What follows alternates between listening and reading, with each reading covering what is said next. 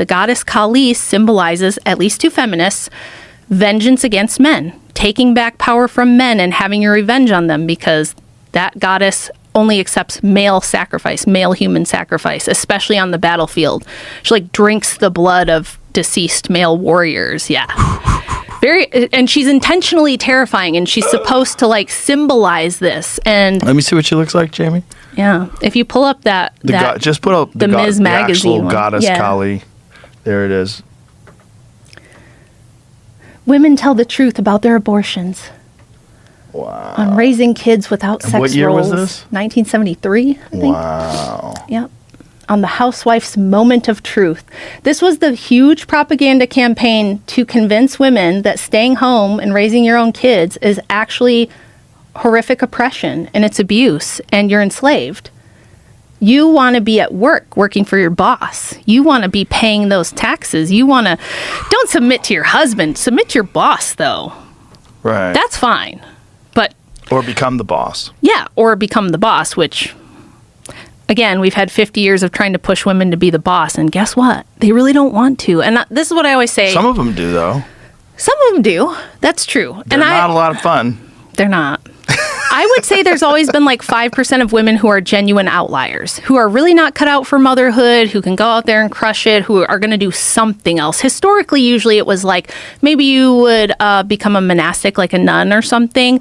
Maybe you would run a boarding school or a tavern. Like women have owned businesses and done other things in almost every culture. But you should be free to do that. The issue is like, are we indoctrinating people into a very specific ideology in schools and universities? Yes. And is that why they're going into something that really maybe they're not that outlier and they wouldn't really be interested in it? You know, I was talking the other day about this video that I saw on Instagram a while back where there was this woman, she was talking about how when she was in college, she was dating this guy who was a Christian and he wanted a traditional family and he's like, I'll take care of you and I'll raise our kids. And she goes, I didn't want that. I wanted to go out there in the world. So I got my education and I got the job and I'm doing the thing that I want to do and I don't want it. She goes, I don't. And she was crying. She was like, I don't want it. She goes like, this is not what I want. I'm not happy. And I fucked up. Yeah. And it's just crazy it's terrible. video. You're like, how many people silently feel like that? Yeah. Well, the truth is that since this book came out a few years ago, I've paid a pretty high personal cost for putting this information out there. And in the first chapter, I say, look, I'm just going to present to you the actual facts about the history and what really happened, because I think it's for you women to decide. This is supposed to be for you. I want you guys to look at what really happened and the results of that. And the whole last chapter is like a ton of statistics about where are we now after 50 years of this being the super dominant thing. It's not great. It's not great. But I was like, I want women to have the ability to look at it truthfully for themselves and decide what they think. And I have been slandered. The things that have been said about me, the lies and the gossip that have been spread like online, calling me everything under the sun, just wild, crazy rumors about my personal life that are not true. Because but that's going to happen. Yes, it is. It is going to happen. That says anything controversial. I'm kind of seen as somebody betraying the sisterhood, right? Because we're so programmed that it's like the knee-jerk reaction from women, oftentimes. But I get hundreds now, emails, DMs, letters in the mail, even. To our P.O. box from women. Like one was a lady who was like, I'm 60 years old.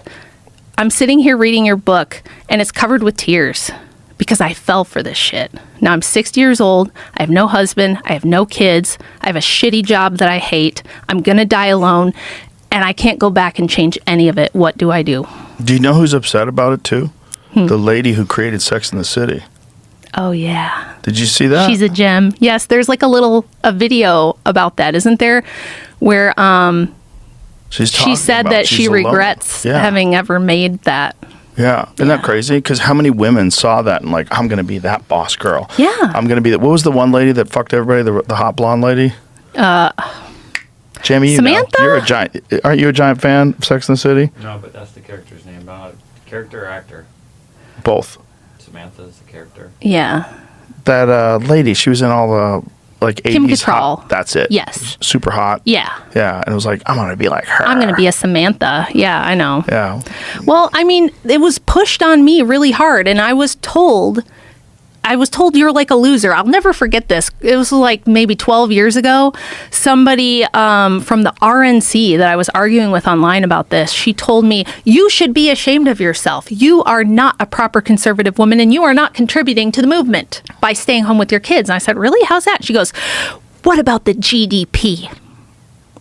I was like, the GDP? She's like, if you were a real Republican, you'd be out there working and contributing to the GDP. And I was like, Christ. You're right. Raising 5 children and trying to make them the best human beings I can help them be.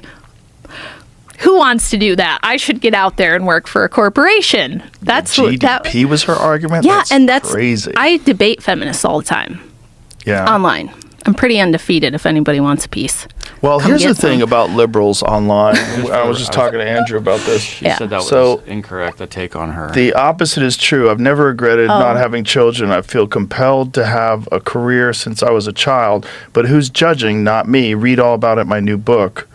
But I thought, so why does it say here, Sex and the City writer Candace Bushnell, 60, admits she regrets choosing a career over having children as she is now truly alone? I don't know. And then there's a I link. would imagine she was selling a book and they're taking something out to get some headlines. could This be. is the Daily 7 Mail, years though. The Yeah. Daily Mail's a little sus, Yeah. right? It's pretty. Click on that, highlight that and click on that article, that Daily Mail article. Like, do they quote her? Even if So it's just the even if where it it's says not there via Daily Candace, Mail. Oh, here it is. there's definitely plenty of other women who push this stuff. 100%. Who say they regret it. But I wonder, like, how are they able to say that she regrets this if there's no quote attached to it?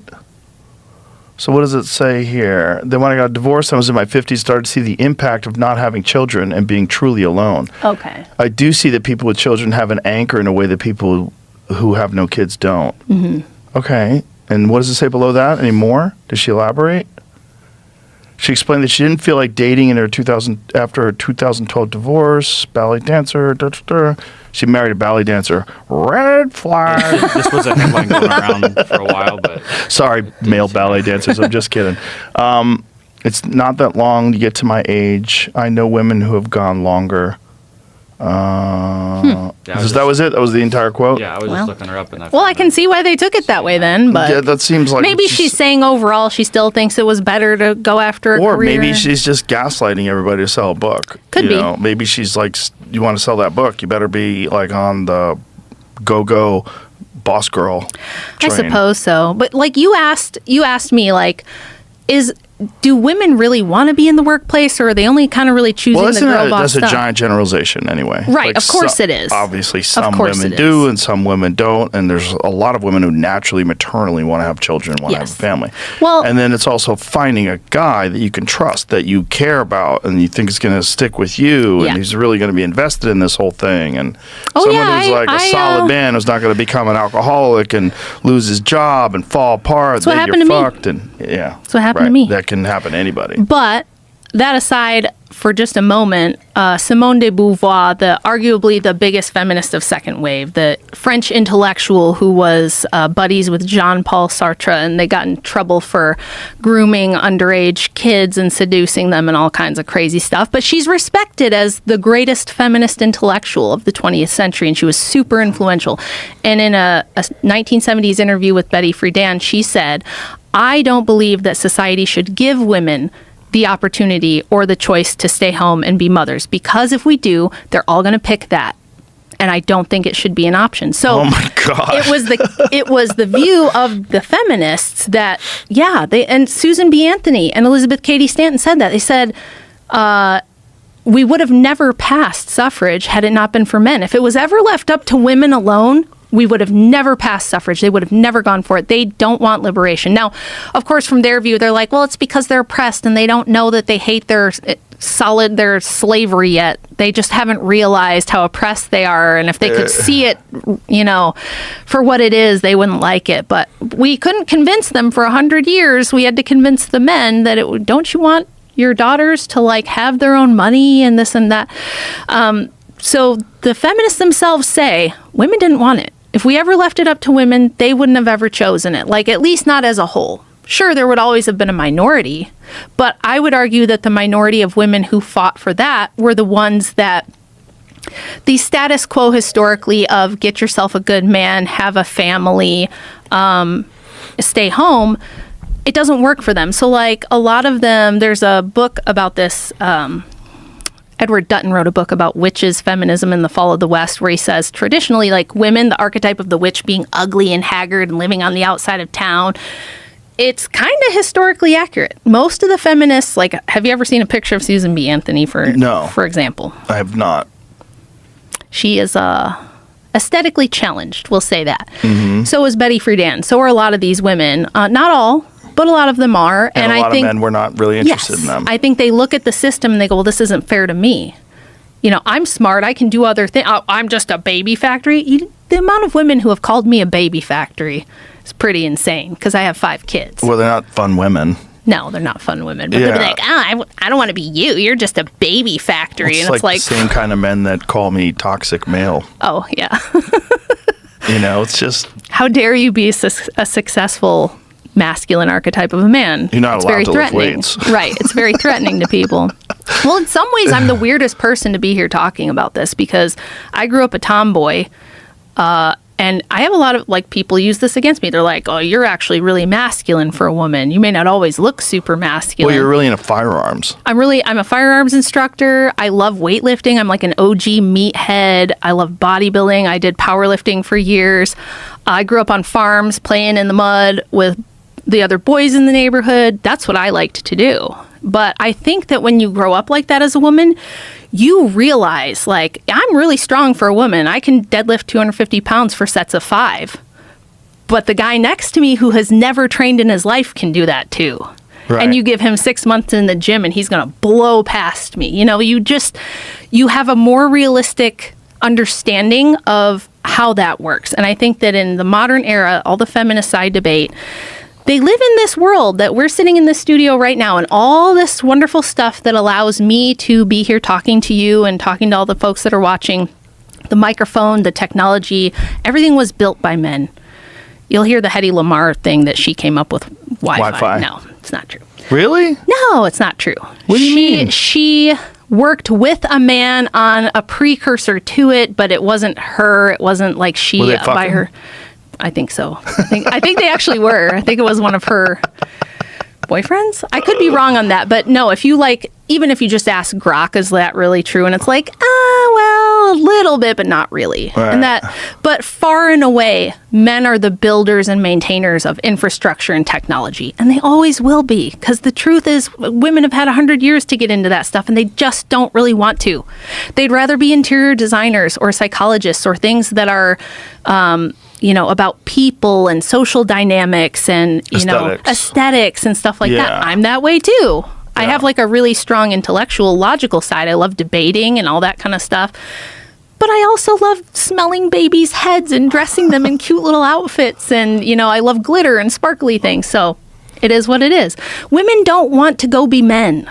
Right. That's what we're finding out after 100 years of this, is that when you make women be men, they hate it. Like that lady that tried to be a man. Have you heard of that story where the woman tried to pose as a man for like a year and she ended up deleting herself, I think? Oh.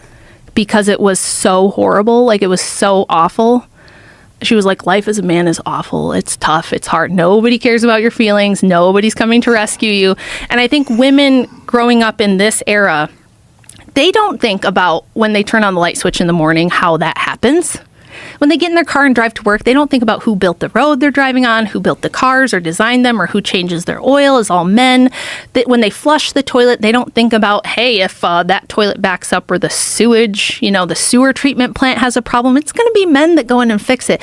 If there's a hurricane or an ice storm, who's going to be back out in the dangerous weather trying to rescue people and get the power back on? It's going to be men. I'm waiting for the feminists to come and rescue all the people from the floodwaters and to put the power lines back up after the tornadoes come through. So far, they have not appeared. They haven't shown up to do the dirty, dangerous, and difficult jobs that men do. And I'll believe them that what they want is equality when they start signing up for those jobs. Well, it's just such a bizarre perspective to think that it's not a huge task to raise children. Yeah. And to care for them and communicate with them and see to their emotional needs and help them solve things and figure things out and help them with their schoolwork and just normal stuff that is so crucial to the development of a child. Yeah. And we've somehow, because there's no monetary, you can't like put a number on that, like how valuable it is. It's not valuable. If it's not bringing in money, if it's not contributing to the GDP. Yes. Yeah. Weird. That whole, Fucking the weird. like myth of women's unpaid labor. I'm glad you brought that up. I just finished a huge